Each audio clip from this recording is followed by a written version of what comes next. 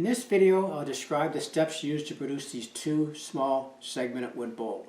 Each of these bowls is only 3 inches high and consists of between 40 and 50 individual segmented layers. Each of the segmented layers is only 50 thousandths of an inch thick and consists of either 18 or 36 segments per layer. In total, each of these bowls contains between 1,500 and 1,700 individual segments of wood. One of my favorite techniques is to make segmented blocks consisting of alternating contrasting woods and then slicing this block into layers of various thicknesses and then using those layers to produce patterns for the project in mind. In this first example of this bowl, I made a block of alternating walnut and maple and then slice it into layers 100 thousandths of an inch thick and then rotated each of these layers a half a segment to produce the tornado pattern that you see in the bowl here. This bowl was done in a similar manner, but the discs were only 50 thousandths of an inch thick. Again, this bowl measures only 4 inches high, contains 45 layers of 18 segments per layer for a total of 900 segments in this bowl. This third and final example was made with 3 contrasting woods, padauk, cedar, and maple, and then sliced into layers 50 thousandths of an inch thick and arranged in a pattern that you see here. This bowl measures about 3 inches high, contains 39 layers for a total of 702 segments. For this project, I produced a number of segmented wood blocks consisting of maple and padauk. Each of these blocks contains 18 segments and is typically 1 inch to 1.5 inches thick because I do plan on slicing this into thin layers for the project. On some of the padauk blocks, I inserted 50 thousandth inch spacers between the segments. This will give me a pattern which I've used in other projects, such as this bell. As described in several of my other videos, the process begins with the cutting of the segments on the table saw using a segmenting sled.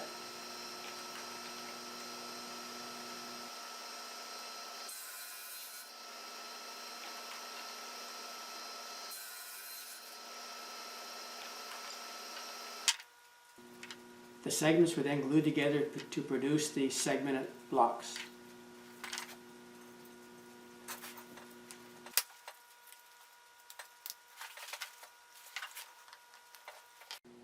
The segmented blocks of the maple and padauk have various diameters between 2 inches and 4 inches. In the remaining part of the video, I'll describe the slicing of these blocks, arranging into a pattern, and finishing a segmented wood bowl.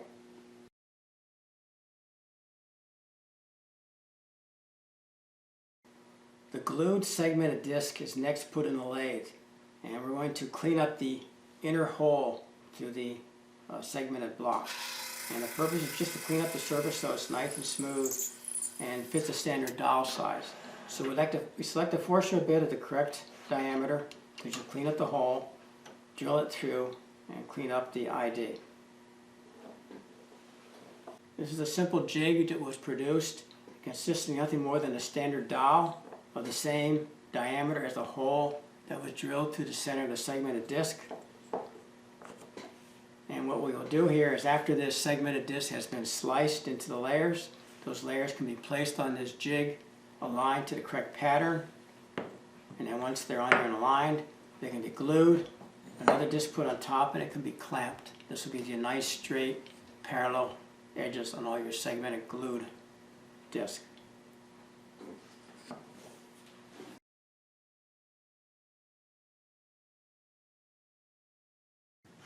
The segmented discs are not perfectly symmetrical. I mean, the glue can slip, joints can slip, and so to index the segmented disc for the future, I put an index mark along the entire width of the segmented disc. And I use this to align the cut disc in the future. So the first thing I do is align it to the blade, lock this in position, bring it back, advance it, one blade thickness plus another 25 thousandths. And we'll cut off the first piece of wood to square off the board. This will square it off for future cuts.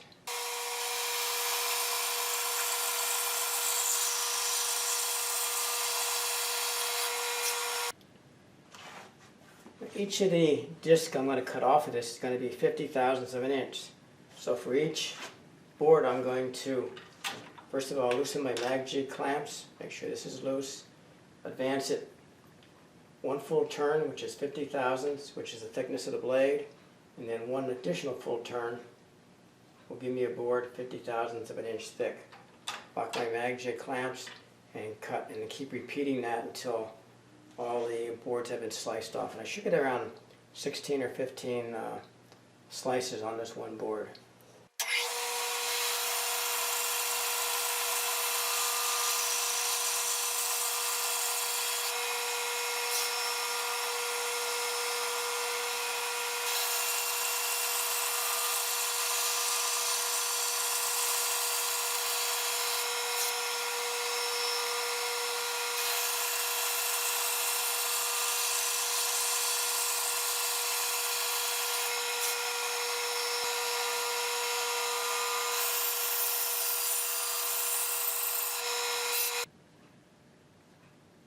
Okay, and there we end up with 16 slices, each 50 thousandths of an inch thick. And you can see the index mark that I put on these pieces. I can use that to align these when I start gluing them up. That way every segment will line up perfectly with one another.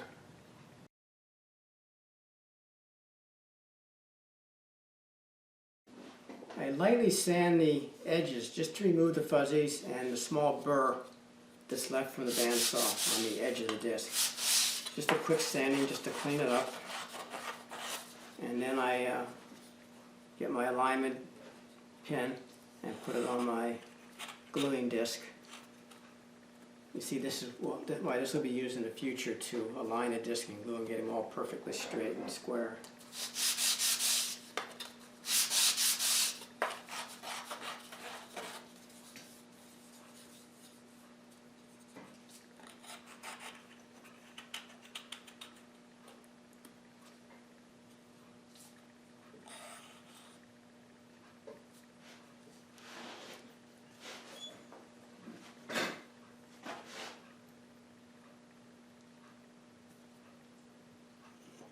Put my top piece on, and I'll clamp this and keep them clamped until I'm ready to start gluing up.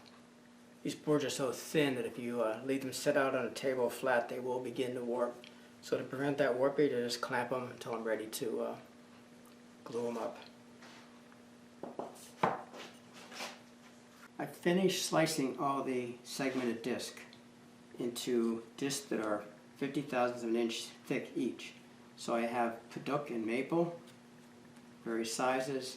This is some cedar and maple. This is solid padauk and solid maple.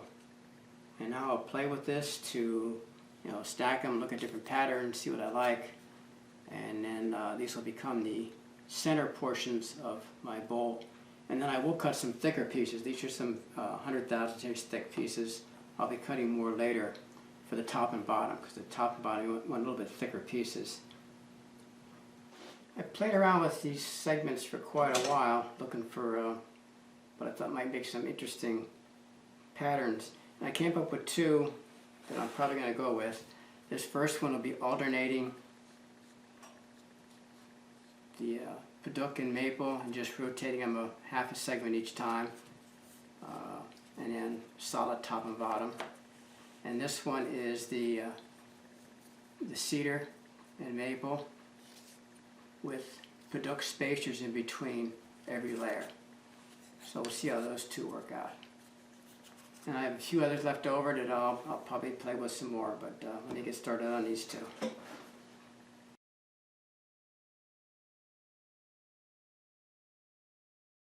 Okay, this is the jig we have for putting together these rotating segments. It consists of just a piece of MDF, a dowel. The dowel is the same diameter as the ID of my disc.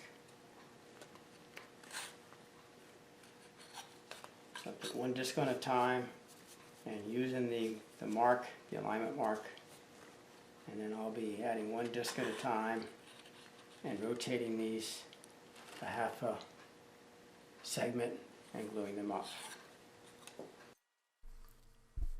I apply glue to the two disc surfaces and place the two discs onto the alignment jig.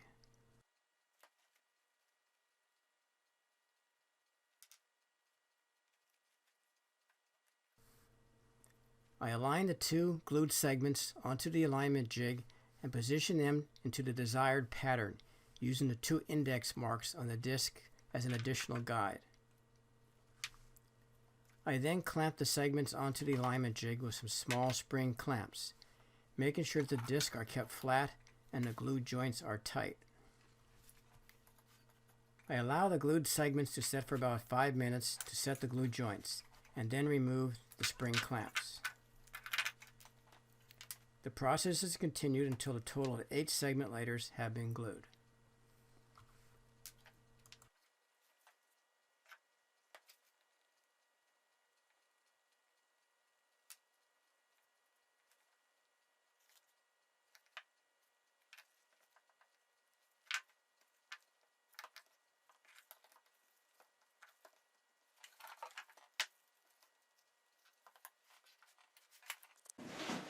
Okay, I have my 2 sets of 8.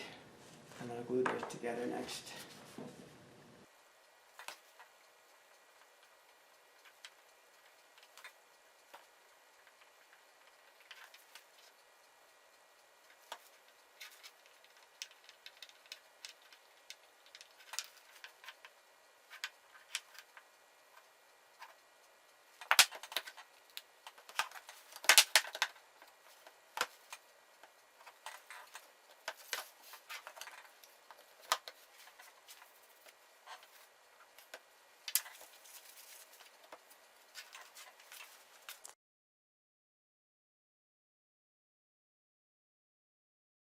From the various thin segmented layers, I completed the design of these 2 segmented bowls.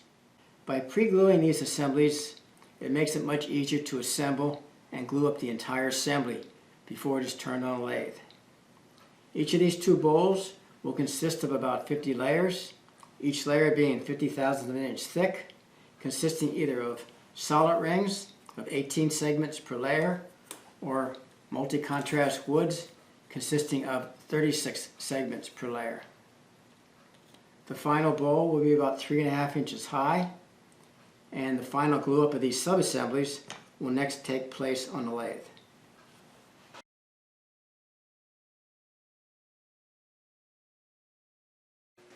I begin by gluing the base ring to the lathe faceplate.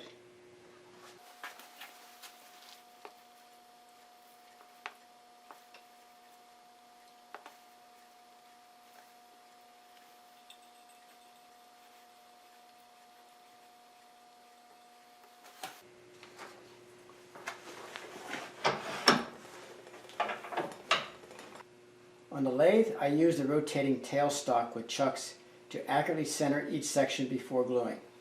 This rotating tailstock enables me to accurately center each of the sections and also enables me to align the staggered segment pieces from the previous segments.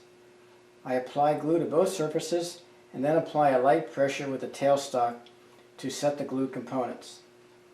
I allow each section to set for about 20 minutes before I add the next layer or segmented section. If any glue gets on the surface, I sometimes lightly sand the surface of the segments. After all layers have been glued, the assembly is allowed to dry overnight before starting my turning.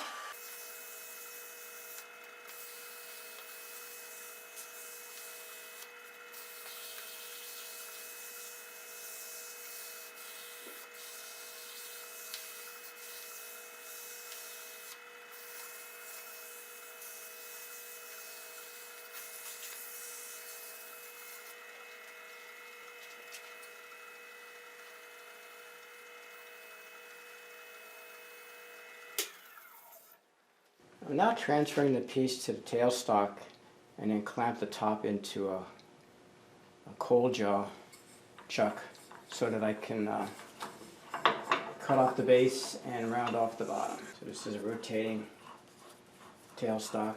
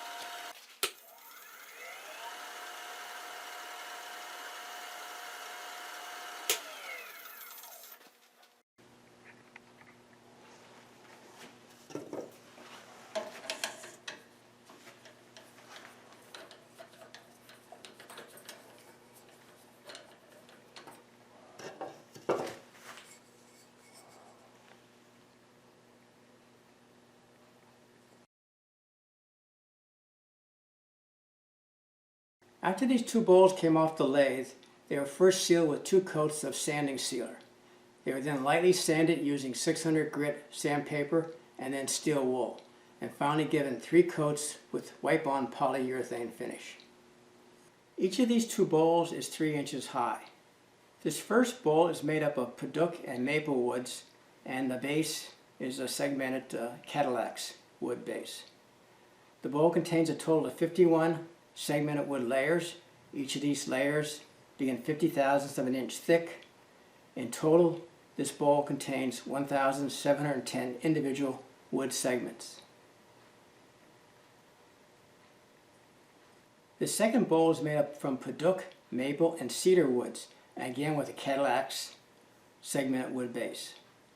The bowl contains 52 segmented wood layers, again each of these layers being 50 thousandths of an inch thick, and in total this bowl contains 1,530 individual wood segments.